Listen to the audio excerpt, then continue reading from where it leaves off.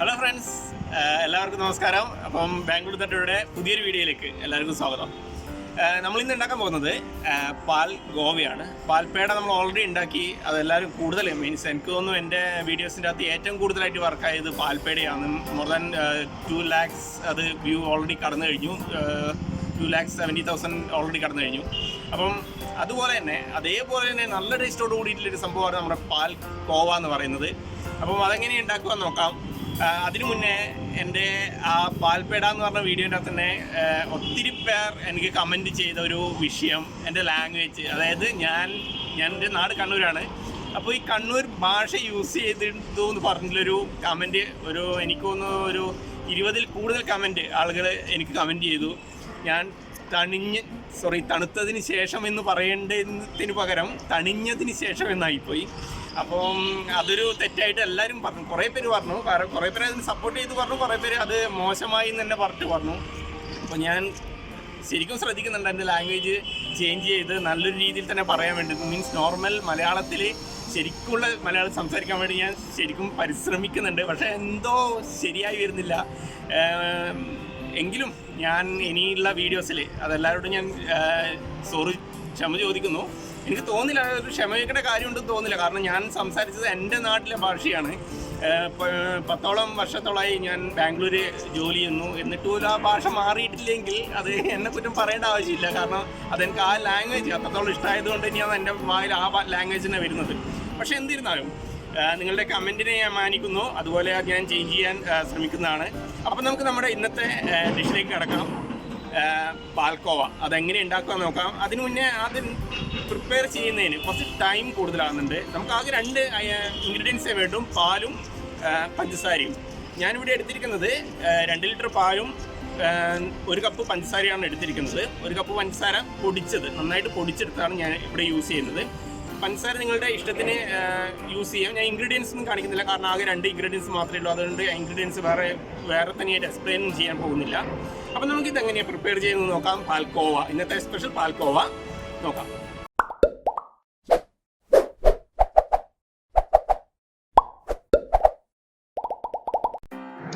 Okay, അപ്പം ഞാൻ പാൽപ്പേടക്കായിട്ട് ഇവിടെ യൂസ് ചെയ്യുന്നത് ഒരു നോൺ സ്റ്റിക്കിൻ്റെ ഒരു പാത്രമാണ്.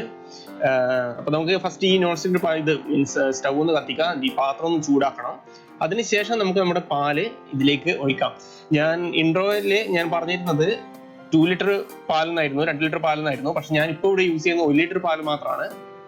കാരണം സത്യം പറഞ്ഞാൽ ഞാൻ നോക്കുമ്പോൾ 1 ലിറ്റർ മാത്രമേ പാൽ ഉണ്ടായിരുന്നുള്ളൂ. അപ്പോൾ ആ 1 ലിറ്റർ പാലാണ് ഞാൻ യൂസ് ചെയ്യുന്നത്. അപ്പോൾ ഇൻട്രോയിൽ പറഞ്ഞിരുന്നത് 2 ലിറ്റർ പാലും അങ്ങനെ 1 കപ്പ് പഞ്ചസാരയും എന്നായിരുന്നു. അപ്പം ഞാനിവിടെ യൂസ് ചെയ്യുന്ന 3 സ്പൂണ് പഞ്ചസാരയാണ്. 1 കപ്പ് പഞ്ചസാരയില്ല, 3 സ്പൂൺ പഞ്ചസാര. നിങ്ങൾക്ക് നിങ്ങളുടെ ഇഷ്ടത്തിന് മാറ്റാം. കാരണം നിങ്ങൾ ഇപ്പോൾ 2 ലിറ്റർ പാല് യൂസ് ചെയ്യുന്നുണ്ടെങ്കിൽ അത് 1 കപ്പ് പഞ്ചസാര എന്ന് പറഞ്ഞാൽ ഒരു 6 സ്പൂണോളം വരും. ഓക്കെ, അപ്പോൾ നമുക്ക് ഈ പാല് ഇങ്ങനെ തിളപ്പിക്കണം. ഫസ്റ്റ് പാല് നന്നായിട്ട് തിളച്ച് വരണം. ശരിക്കും പറഞ്ഞാൽ പാല് നന്നായിട്ട് തിളച്ച് വന്ന് അത് കുറുകി എന്താ പറയാ, ഒരു ലിക്വിഡിന്റെ അകത്തുനിന്ന് മാറി ഒരു ഖരാവസ്ഥയിൽ എത്തണം. അത്ര രീതിയിൽ പാലൊന്നും തിളപ്പിച്ച് കുറുക്കി എടുക്കണം. അതാണ് ശരിക്കും ഇതിന്റെ ഷേപ്പ്. ഇതിനൊരു ഷേപ്പ് എന്ന് പറയാൻ കഴിയില്ല. നമ്മുടെ ഈ വെണ്ണയല്ലേ ആ ഒരു രീതിയിലാണ് ഇത് റെഡി ആയിട്ട് വരേണ്ടത്. അപ്പം ഏറ്റവും മെയിൻ ആയിട്ടുള്ള ഇതിന്റെ പണി എന്ന് പറഞ്ഞാൽ ഈ പാലൊന്ന് കുറുക്കിയെടുക്കുകയാണ്. അതായത് ഇതൊന്ന് വറ്റിച്ചെടുക്കാനാണ് ഏറ്റവും മെയിൻ. അതുകൊണ്ടാണ് ഞാൻ ഫസ്റ്റ് പറഞ്ഞത് ഇതിന് കുറച്ച് ടൈം എടുക്കും. വേറൊരു ഇൻഗ്രീഡിയൻസ് ചേർക്കലോ അതിന്റെ അളവ് നോക്കലോ ഒന്നും കുഴപ്പമില്ല. ഇതിന്റെ ഏറ്റവും വലിയ ടഫായിട്ടുള്ള ഭാഗം എന്ന് പറഞ്ഞു കഴിഞ്ഞാൽ ഇതിന്റെ ടൈമാണ്. ഇത് ആക്കിയെടുക്കണമെങ്കിൽ ഒരു ആവറേജ് 30 മിനിറ്റ് എങ്കിലും ഈ പാലൊന്ന് തിളച്ച് വന്നാൽ മാത്രമേ നമുക്ക് പാൽക്കോവേന്റെ ഒറിജിനൽ ടേസ്റ്റില്, ഒറിജിനൽ രൂപത്തില് അത് നമുക്ക് കിട്ടുകയുള്ളൂ. അത് കൂടാതെ തന്നെ ഇത് തിളപ്പിക്കുന്ന സമയത്ത് അടിപിടിക്കാതിരിക്കാൻ നിങ്ങൾ എപ്പോഴും ഇങ്ങനെ ഇളക്കിക്കൊണ്ട് നിൽക്കണം. എങ്കിൽ മാത്രമേ അത് തിളച്ച് മറിയാനും പാടില്ല, അടി പിടിക്കാനും പാടില്ല. കാരണം ഇതിന് ചെറുങ്ങനെ ഒന്ന് അടി പിടിച്ച് അതൊന്ന് കരിഞ്ഞു പോയാൽ ഇതിന്റെ ടേസ്റ്റ് ഫുള്ളായിട്ട് മാറും. ചിലപ്പോൾ നിങ്ങൾക്ക് കഴിക്കാൻ കൂടി പറ്റാതെയാവും. അപ്പോൾ ഇതെല്ലാം ശ്രദ്ധിക്കണം.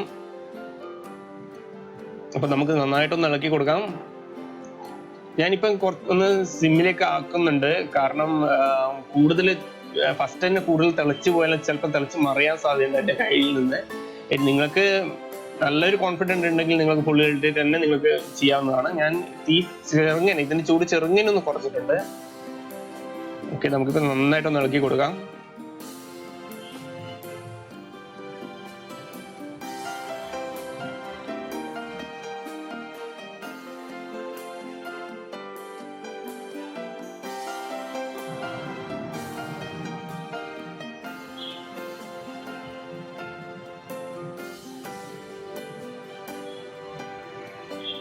ഇപ്പൊ നമ്മുടെ പാല് നന്നായിട്ട് തിളച്ച് വരുന്നുണ്ട്, നിങ്ങൾക്ക് കണ്ടാൽ മനസ്സിലാവും.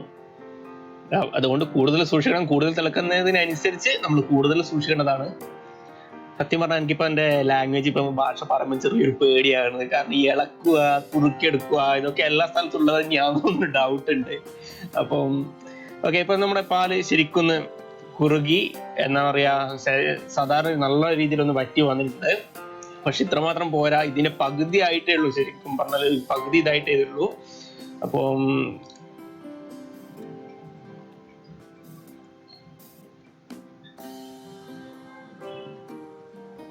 ഇനിയും കുറെ കൂടി അത് നന്നായിട്ട് കുറുകി വരാനുണ്ട്.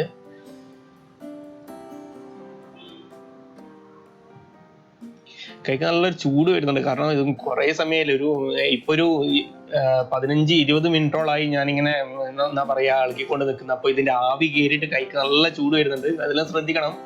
ശരിക്കും പറഞ്ഞാൽ ചെറിയ കുട്ടികളൊന്നും ഇത് ചെയ്യാൻ നിൽക്കരുത്. ചെറിയ കുട്ടികൾ മീൻസ് ഒരു 20 വയസ്സിന് താഴെയൊന്നും ചെയ്യാൻ നിൽക്കരുത്. കാരണം അവർക്ക് അത്ര ശരിയായി വരില്ല. ഓക്കെ, ഇപ്പൊ നമ്മൾ നല്ലോണം കുറുകി വന്നു. ഇനി ഇതിലാണ് നമ്മളുടെ പഞ്ചസാര പൊടിച്ചു വെച്ചത് നമുക്ക് ഇതിലേക്ക് ആഡ് ചെയ്യേണ്ടതും, അതുപോലെ ഇത് നന്നായിട്ട് മിക്സ് ചെയ്ത് യോജിപ്പിച്ചെടുക്കേണ്ടതും.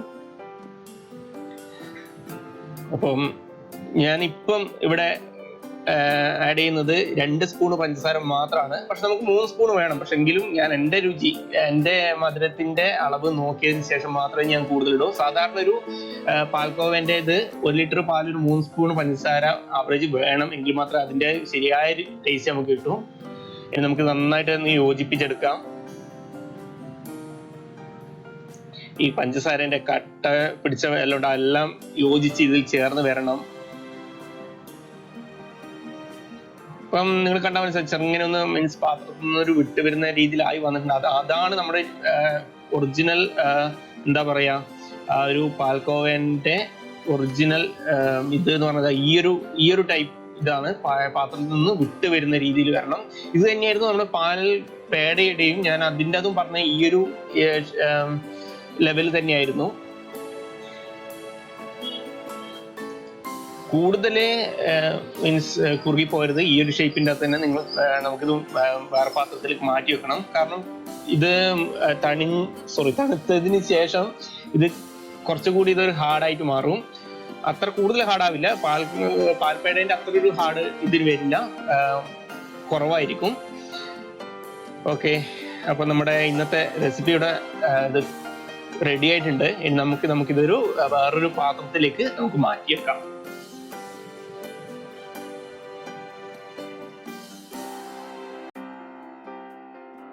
അപ്പൊ എല്ലാവരും കണ്ടല്ലോ, ഞാൻ ഇതിന് വേറൊരു പാത്രത്തിലേക്ക് മാറ്റി. അപ്പൊ കാണുമ്പോൾ തന്നെ ഇതിന്റെ ടേസ്റ്റ്, കാണുമ്പോൾ ഉള്ള രസം പോലെ തന്നെ കഴിക്കാനും അത്രത്തോളം ടേസ്റ്റിലൊരു സാധനമാണ്. നമ്മുടെ കേസരിന്റെ എല്ലാം ഒരു രീതിയായിട്ട് വരും. അപ്പൊ എല്ലാവരും വീട്ടിൽ ഉണ്ടാക്കി നോക്കുക. അതുപോലെ തന്നെ നിങ്ങൾക്ക് ഈ വീഡിയോ ഇഷ്ടപ്പെട്ട് കഴിഞ്ഞാൽ ഈ വീഡിയോ ലൈക്ക് ചെയ്യാനും അത് നിങ്ങളുടെ ഫ്രണ്ട്സിലേക്ക് ഷെയർ ചെയ്ത് കൊടുക്കാനും, ഈ ചാനൽ കൂടുതൽ വീഡിയോസിനായിട്ട് ഈ ചാനൽ സബ്സ്ക്രൈബ് ചെയ്യാനും മറക്കാതിരിക്കുക. അപ്പം ബൈ, ഇനി അടുത്തൊരു വീഡിയോയിൽ കാണാം. ബൈ.